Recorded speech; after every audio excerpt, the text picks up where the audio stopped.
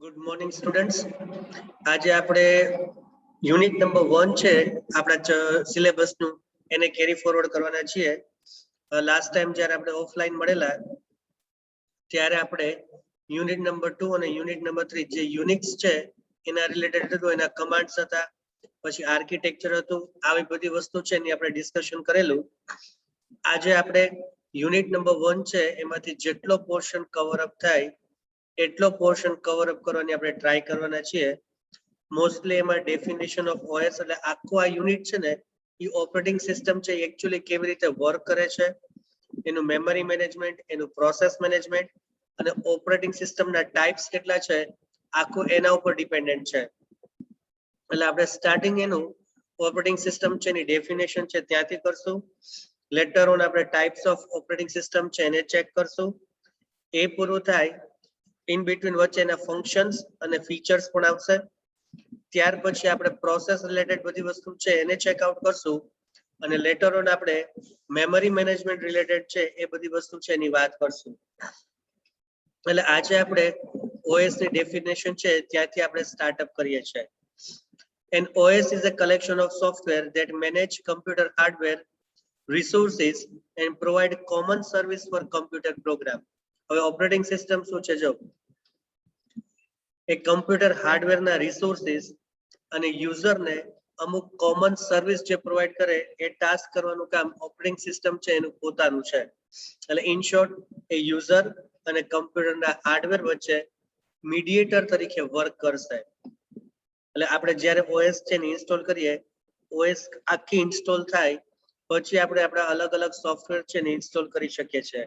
એટલે વાયા OS આપણે આપણા સોફ્ટવેર છે એની સાથે ઇન્ટરેક્ટ કરીએ છીએ. એટલે ઓપરેટિંગ સિસ્ટમ શું છે? મીડિયેટર તરીકે વર્ક કરશે. The operating system is a vital component that is important of the system software in a computer system.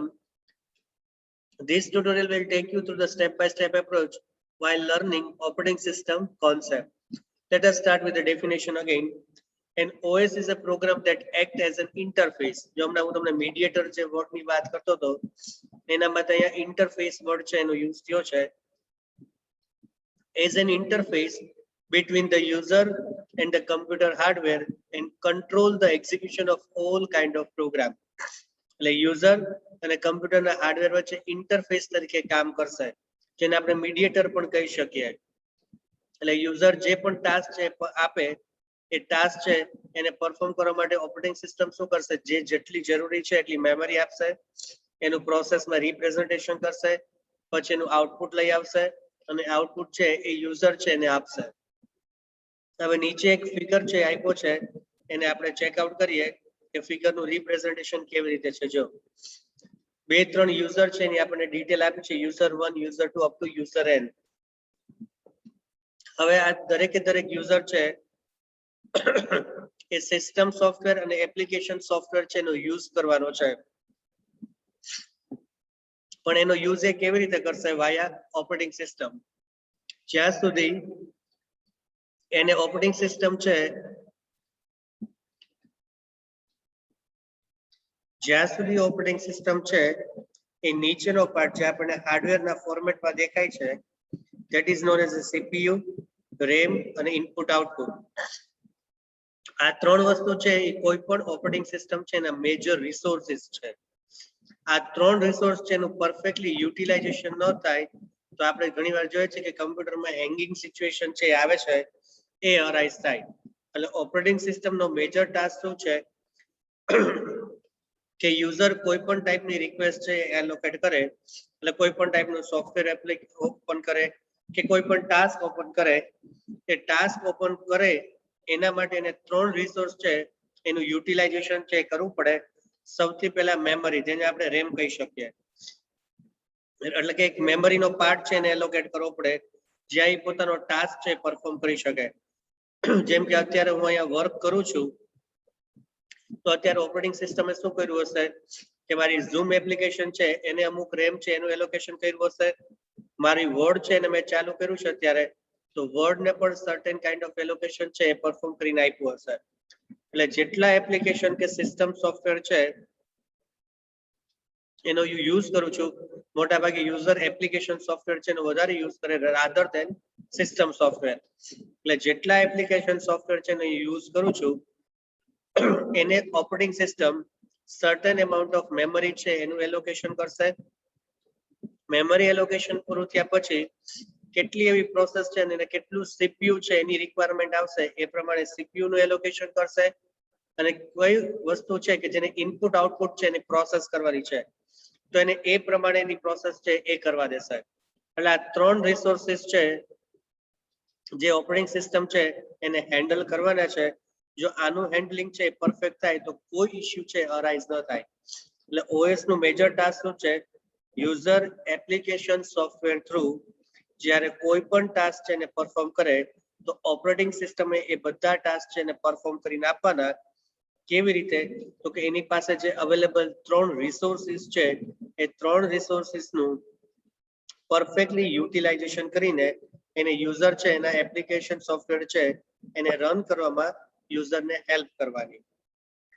Now the question is why to learn an operating system?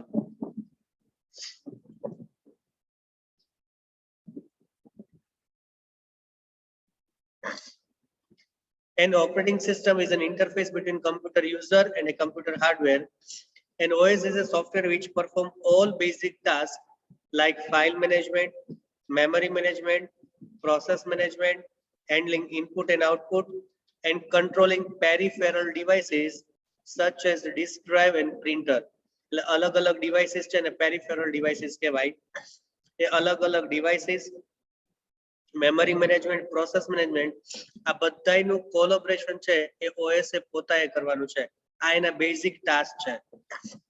Some of the popular operating system include Linux operating system, Windows, VMS, OS 400, AIX, ZOS, etc. આપણે આમાંથી approx 2 કે 3 operating system છે એને ખબર હોય છે આપણને. મોટા ભાગની બાકીની જે ઓએસ છે એ આપણાથી અનનોન છે. Following are some of the important functions of operating system. હવે આગળ મેં વાત કરી એમ એના ફંક્શન્સ અને ફીચર્સ છે એને આપણે જોવાના છે. ફંક્શનમાં જે ઉપરની ડેફિનેશનમાં આવ્યું ફાઇલ મેનેજમેન્ટ છે, પ્રોસેસ મેનેજમેન્ટ છે, આ બધી વસ્તુ છે એને આપણે ડિટેલની અંદર ચેકઆઉટ કરવાની છે. In an operating system, software performs each of the following function. Number 1, process management. જ્યાં સુધી પ્રોસેસ મેનેજમેન્ટ પરફેક્ટ ન થાય ત્યાં સુધી બધી વસ્તુ છે એ 0 આવે. એટલે કઈ પ્રોસેસને ક્યારે કેવી રીતે રન કરવાની, ક્યાં રન કરવાની, આ બધું મેનેજમેન્ટ છે એ ઓપરેટિંગ સિસ્ટમ પોતે કરશે. Process management help OS to create and delete a process. It also provide mechanism for synchronization and communication among the process. એટલે પ્રોસેસને ક્યારે જનરેટ કરવી, પ્રોસેસને ક્યારે ડિલીટ કરવી, પ્લસ પ્રોસેસ છે એને કેવી રીતે સિંક્રોનાઇઝ કરવી જેથી કરીને પ્રોસેસ છે એકબીજા સાથે કમ્યુનિકેશન છે એ કરી શકે. આ બધું કામ ઓપરેટિંગ સિસ્ટમ છે એનું પોતાનું છે. Number 2 is memory management. Memory management module performs the task of allocation and deallocation of memory space to program in need of these resources. એટલે આપણો જે સોફ્ટવેર પ્રોગ્રામ છે એને જેટલી વસ્તુ યુઝ કરવી છે એના માટે એને પ્રી ડિફાઇન એક મેમરી જોશે. જેટલા પ્રોગ્રામ અત્યારે આપણે એક્ઝિક્યુટ કરીએ એ દરેકે દરેક પ્રોગ્રામને ઓપરેટિંગ સિસ્ટમ પોતે મેમરી એલોકેશન છે કરશે. તમે સી લેંગ્વેજમાં મેલોક અને એલોક ફંક્શન છે એને ભણી ગયા, એ જ વસ્તુનું કંઈક રિપ્રેઝન્ટેશન અહીંયા થાય છે. એટલે જ્યાં સુધી આપણને મેમરી મેનેજમેન્ટ છે પરફેક્ટ ઓર્ડરમાં ન મળે ત્યાં સુધી આપણા એક પણ ટાસ્ક છે પરફોર્મ ન થાય. Number 3 is file management. It manages all the file related activity such as organization, storage, retrieval, naming, sharing and protection of file. File ને ક્યાં સ્ટોર કરવી, ક્યાંથી બોલાવી, કેવી રીતે નામ આપવું, કેવી રીતે શેર કરવી અને કેવી રીતે એને પ્રોટેક્ટ કરવી, આ બધો ટાસ્ક છે એ પોતે ઓપરેટિંગ સિસ્ટમ છે કરશે.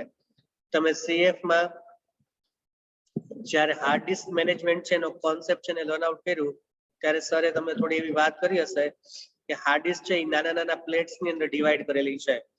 એટલે એક પ્લેટમાં આપણો એક ફાઇલનો એક પાર્ટ હોય તો 5મી કે 7મી પ્લેટમાં આપણી ફાઇલનો બીજો પાર્ટ હોય. હવે આ બધું ઇન્ટરકનેક્શન કરવાનું કામ ઓપરેટિંગ સિસ્ટમ છે કરશે. એને ખબર હશે કે કઈ પ્લેટ ઉપર કયા લોકેશનમાં તમારે એક કટકો છે, કઈ બીજી પ્લેટ ઉપર કયા લોકેશનમાં તમારો બીજો કટકો છે. આ બધું મેનેજમેન્ટ છે એ ઓએસ પોતે કરશે. Next is device management.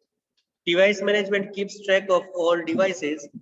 This module also responsible for the task is known as IO controller, input output controller.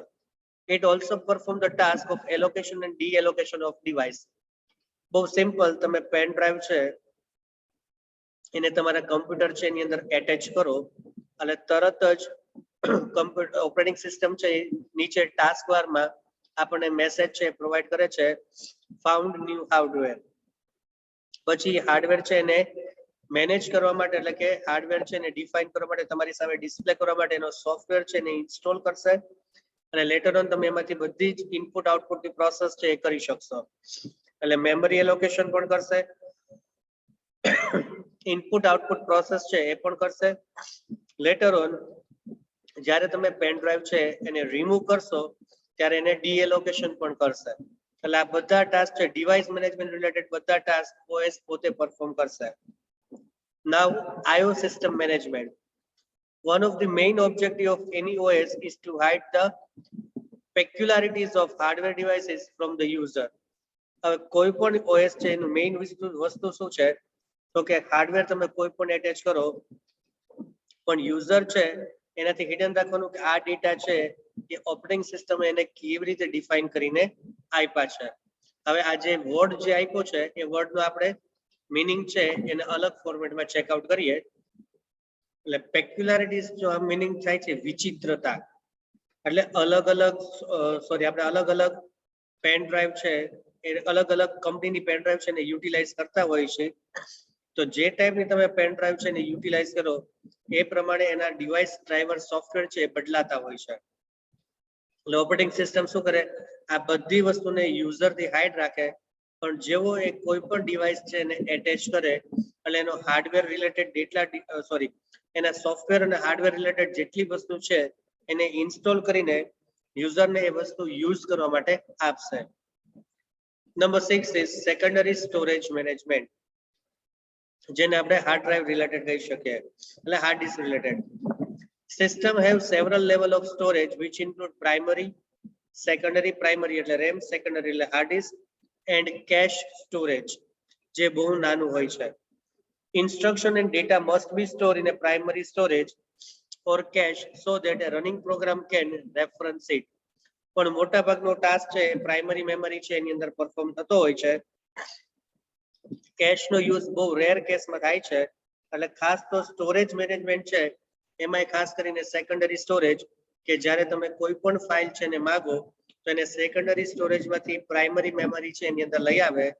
Letter on જ્યારે ફાઇલને તમે સેવ કરીને ક્લોઝ કરો ત્યારે એને પ્રાઇમરી મેમરીમાંથી સેકન્ડરી મેમરી છે કે સેકન્ડરી સ્ટોરેજ છે એમાં લઈ જવાનો ટાસ્ક છે એ બધો ઓપરેટિંગ સિસ્ટમ પોતે કરશે. Number 7 is security.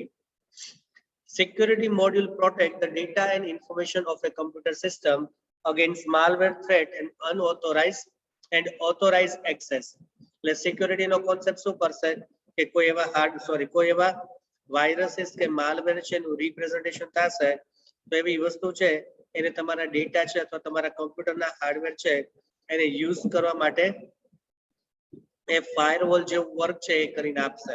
એટલે તમને સિક્યુરિટી પ્રોવાઈડ કરશે કે આ વસ્તુ છે એને તમે અહીંયા આવી રીતે આમાં સ્ટોર છે એ ન કરો જેથી કરીને કોઈ ઇશ્યુ છે એ જનરેટ ન થાય.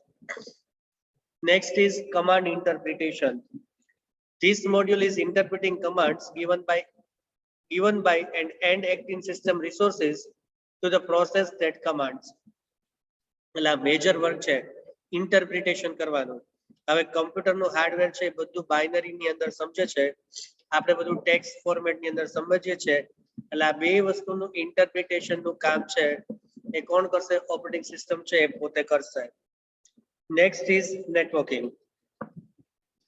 A distributed system is a group of processors which do not share memory, hardware devices or a clock, the processor communicate with one another through a network. હવે distributed system હોય બરાબર, તેમાં શું હોય, group of processor which do not share memory. હવે distributed હોય એટલે ક્યારે memory ને બધી વસ્તુ share ન કરે. જે માની લો કે કમ્પ્યુટર લેબ છે આપણીમાં ઘણા બધા પીસી છે, તો આ બધા પીસી છે એને દરેકને પોતાના, લેબના દરેકે દરેક પીસી છે એને પોતાનું પ્રોસેસર, પોતાની મેમરી, પોતાનું સીપીયુ બધું અલગ અલગ હોય છે.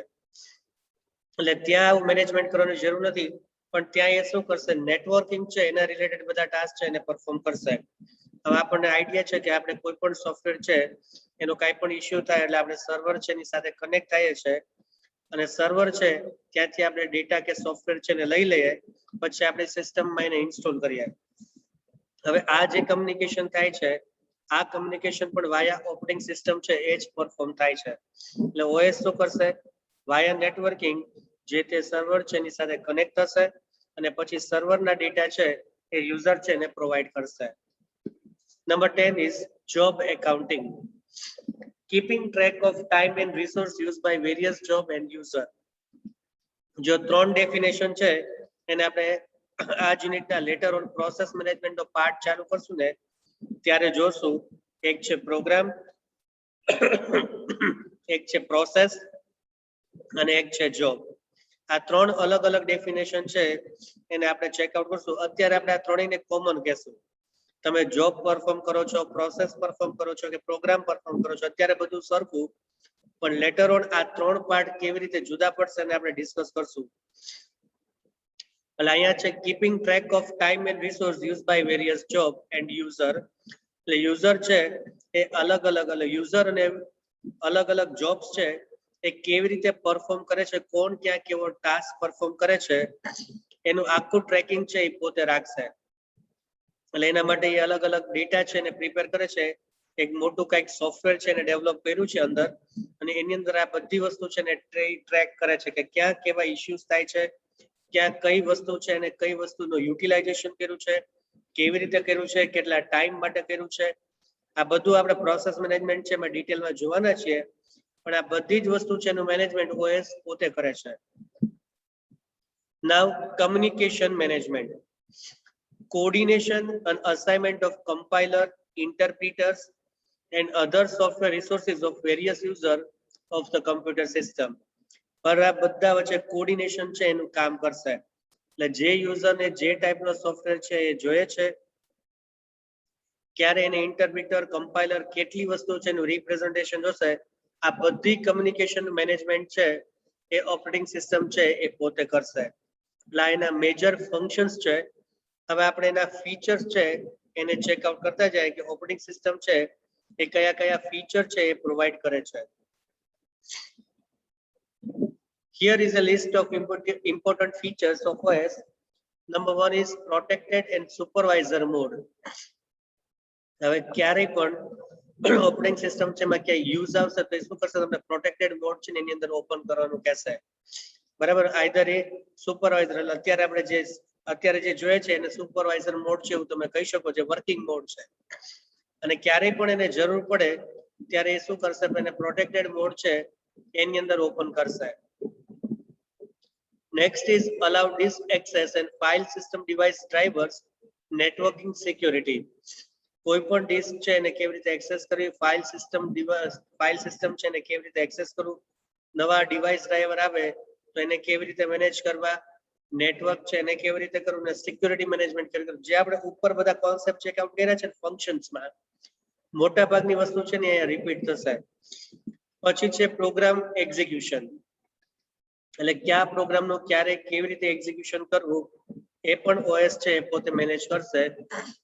પછી છે memory management and virtual memory multitasking, એટલે અવેલેબલ જે મેમરી મેનેજમેન્ટ છે, પછી વર્ચ્યુઅલ મેમરી અને મલ્ટીટાસ્કિંગ, એક સાથે મલ્ટીટાસ્ક કેવી રીતે પરફોર્મ કરો. જેમ કે અહીંયા આપણે ટાઈપ કરતા હોય ને એક બાજુ પ્રિન્ટિંગ ચાલુ હોય, બરાબર, that is known as a multitasking. પછી વર્ચ્યુઅલ મેમરી મેનેજમેન્ટ છે એનું રિપ્રેઝન્ટેશન કેવી રીતે કરવાનું, આનો આખો કોન્સેપ્ટ આપણે આ યુનિટના થર્ડ પાર્ટની અંદર જોવાના છે આખો મેમરી મેનેજમેન્ટનો ટાસ્ક. એમાં આપણે વર્ચ્યુઅલ મેમરી મેનેજમેન્ટ છે એ કેવી રીતે પરફોર્મ થશે એની પણ ડિટેલમાં વાત કરશું. પછી major handling IO operations. User છે એ જે પ્રમાણે ઇનપુટ આઉટપુટ રિક્વેસ્ટ કરે એ પ્રમાણે ઇનપુટ આઉટપુટ છે એનું મેનેજમેન્ટ કરવાનું. Manipulation of file system. બરાબર, ફાઇલ સિસ્ટમ છે ને કેવી રીતે ક્યાં મૂકવી, કેવી રીતે કરવી, કોને ક્યારે આપવી, આ બધું જ. Error detection and handling. જે ટાઈપની એરર આવે છે, હમણાં તમે એક એરર છે ને જોઈ વર્ડની, એ વર્ડની એરર છે એનું રિપ્રેઝન્ટેશન છે કેવી રીતે કરવું. હમણાં એકાદ મિનિટ થશે એટલે કદાચ સ્ક્રીન છે સ્ટોપ થઈ જશે, વળી પાછી મારે સ્ક્રીન છે ને ફરીવાર રીલોડ કરવી પડશે. એટલે ક્યાં કેવા ઇશ્યુ આવે છે ને કેવી રીતે હેન્ડલ કરવા, કેવી રીતે ડિટેક્ટ કરવા, આ બધું મેનેજમેન્ટ છે એ ઓએસ છે પોતે ડિફાઇન કરશે. પછી છે રિસોર્સ એલોકેશન. આગળ આપણે વાત કરીએ એમ કે કોઈ પણ ઓએસ છે 3 રિસોર્સ છે એનું મેજર મેનેજમેન્ટ કરે. સીપીયુ છે, મેમરી છે અને ઇનપુટ આઉટપુટ છે. બરાબર, આ એના મેજર રિસોર્સ એલોકેશન છે. એટલે એનું પણ એ કેવી રીતે ઇમ્પ્લિમેન્ટ કરે છે એના ફીચર્સ ની અંદર આવે છે. અને લાસ્ટ વન છે ઇન્ફોર્મેશન એન્ડ રિસોર્સ પ્રોટેક્શન. તમારી ઇન્ફોર્મેશન અને જે રિસોર્સિસ હમણાં આપણે આગળ વાત કરી એને કોઈ અનઆઇડેન્ટિકલી ક્યાંયથી એને ખોટી રીતે યુટિલાઇઝ ન કરી લે, બરાબર, એને હેંગ કરી લે કે પોતે ન કરી લે, એના માટેનું બધું પ્રોટેક્શન છે એ પણ પોતે પ્રોવાઈડ કરશે. એટલે આ એના મેજર ફીચર્સ છે. Now let us talk a types of operating system. હવે આપણને કોઈ પૂછે કે કેટલા ટાઈપની ઓએસ આવે છે, તો જનરલી આપણો આન્સર છે એવો હોય કે વિન્ડોઝ 7 આવે, વિન્ડો XP આવે, વિન્ડો 8 આવે, વિન્ડો 10 આવે, જાજુ બોલીએ તો લિનક્સ આવે ને મેક ઓએસ આવે. આ બધા અલગ અલગ નેમ્સ ઓફ ઓએસ છે. ટાઇપ્સ ઓફ ઓએસ આને ન કહેવાય. ટાઇપ્સ ઓફ ઓએસ છે જે આપણે જેમ તમે CF માં કમ્પ્યુટરની અલગ અલગ જનરેશન ભણી ગયા, એ generation wise type of OS છે એનું પણ અલગ અલગ રીતે રિપ્રેઝન્ટેશન છે એ થાય છે.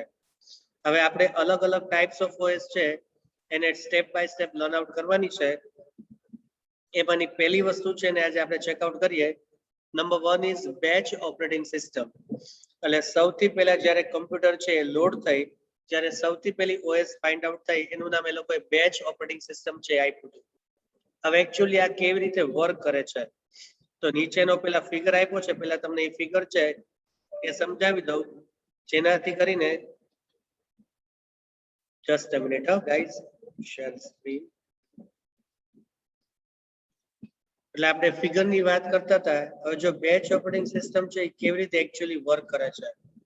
હવે જેટલા યુઝર છે એ બધા યુઝર અલગ અલગ જોબ્સ છે એ ક્રિએટ કરશે.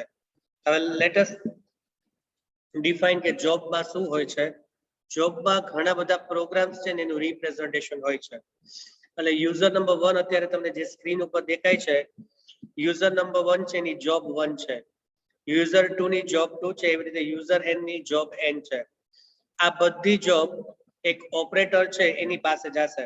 હવે ત્યારે એવું હતું કે તમે CF માં ફર્સ્ટ જનરેશન છે એની અંદર ભણ્યા હતા કે ઓલમોસ્ટ આપણા નીચેના જે મોટા મોટા રૂમ છે એ રૂમની સાઇઝનું કોમ્પ્યુટર છે અવેલેબલ હતું. એટલે એને મેનેજ કરવા માટે એક માણસ હતો. તમારે તમારી જોબ છે આ વ્યક્તિ છે એને આપી દેવાની. કદાચ કોઈને એમ થાય કેવી રીતે આપવાની, તો એક કાર્ડ ફોર્મેટ છે એની અંદર આપવાની. એક કાર્ડ ફોર્મેટમાં તમારે ઓપરેટરને તમારી જોબ છે સબમિટ કરવાની. ઓપરેટર સ્ટેપ બાય સ્ટેપ આ જોબ છે એને બેચ ની અંદર કન્વર્ટ કરશે. જો અત્યારે બે બેચ છે એનું તમને રિપ્રેઝન્ટેશન દેખાય છે, બેચ 2, બેચ 1.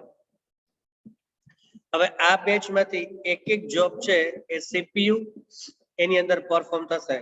હવે ત્યારે CPU ના બે જ પાર્ટ હતા, એક CPU પોતે અને એક OS, એક યુઝરના પ્રોગ્રામ અને એક ઓપરેટિંગ સિસ્ટમ. એટલે એટ એ ટાઈમ એક જ જોબ છે ને એનું રિપ્રેઝન્ટેશન થાય. મલ્ટિપલ જોબ છે એનું રિપ્રેઝન્ટેશન છે એને તમારે કરવું હોય તો તમે ન કરી શકો. અને સપોઝ અત્યારે જોબ 1 છે એ મેમરીમાં ગઈ તો જોબ 4 છે એ રાહ જોશે કે જ્યાં સુધી જોબ 1 નો ટાસ્ક કમ્પ્લીટ ન થાય ત્યાં સુધી જોબ 4 છે ને વેઇટિંગ મોડમાં રહેવાનું. એટલે એટ એ ટાઈમ આ OS છે એનો મેજર ડ્રોબેક હતો કે એટ એ ટાઈમ એક જ જોબ છે ને એનું પરફોર્મન્સ થાય, એટલે બાકી બધી જોબ છે એ વેઇટિંગ મોડમાં રહે.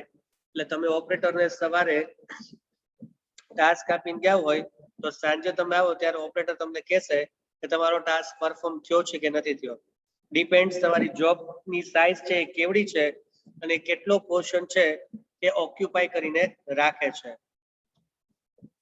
એટલે એટ એ ટાઈમ એક જ જોબ છે એનું રિપ્રેઝન્ટેશન થાય. જોબ 1 નો ટાસ્ક છે એ પૂરો થાય પછી જોબ 4 છે એનો ટાસ્ક શરૂ થાય.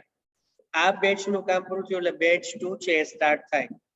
એમાં સૌથી પહેલી જે જોબ આવી હોય, માની લો કે જોબ 2 છે તો પહેલા એ ચાલશે, એના પછી જોબ 5, એના પછી જોબ 7. એટલે આ ઓપરેટિંગ સિસ્ટમનો મેજર ડ્રોબેક હતો કે વેઇટિંગ પીરિયડ બહુ જ વધી જતો હતો અને at a time single task કે સિંગલ જોબ છે એનું જ રિપ્રેઝન્ટેશન છે એ થતું હતું. હવે આ જે વસ્તુ આપણે ભણ્યા એ જ વસ્તુ ઉપર થિયરિકલ આસ્પેક્ટ છે એની અંદર પણ આવશે. જો આપણે ચેકઆઉટ કરતા જઈએ, કદાચ સ્ક્રીન પાછી બંધ થાય તો આપણે ફરી પાછીને સ્ટાર્ટ કરી દઈશું. The user of batch operating system do not interact with computer directly. Each user prepare his job on an offline device like punch card. Punch card એટલે કેવો અત્યારે આપણું ATM કાર્ડ આવે છે somehow એવું જ. And submit it to the computer operator. To speed up processing, job with similar need are batched together and run as a group. એટલે જેટલી જોબ છે એને કોમન ટાસ્ક છે એની જરૂર પડે એ બધાનો એક કોમન છે એ જોબ તમારે ડિફાઇન કરવાની અને પછી એને રન કરવાની જેથી કરીને સ્પીડી રન થાય. The programmer leave their program with the operator and the operator then shows the program with similar requirement into the batches. એટલે batches નું રિપ્રેઝન્ટેશન કેવું થાય, જે માની લો કે અમુક પ્રોગ્રામ એવા છે જેને ઇનપુટ આઉટપુટ જ કરવું છે તો એની બેચ એ જુદી બનાવે. અમુક પ્રોગ્રામ એવા હોય કે જેને CPU જોતું હોય તો એની બેચ પણ એ જુદી બનાવે. એટલે આવી રીતે ઓપરેટર છે એ અલગ અલગ બેચ છે એનું રિપ્રેઝન્ટેશન કરે અને બેચ વાઇઝ પ્રોગ્રામ છે એને રન કરે. The problem with batch system are as follow: lack of interaction between user and the job. હવે યુઝર છે એને ખબર જ નથી પડવાની કે જોબ છે એ ક્યાં કેવી રીતે શું એક્ઝિક્યુટ થાય. CPU is often idle. એટલે CPU નું ઘણીવાર એવું હોય કે અમુક બેચમાં CPU નું કામ છે એ આવતું જ ન હોય એટલે CPU શું રહે, આઇડલ ફોર્મેટમાં રહે. Because the speed of mechanical IO device is slower than CPU.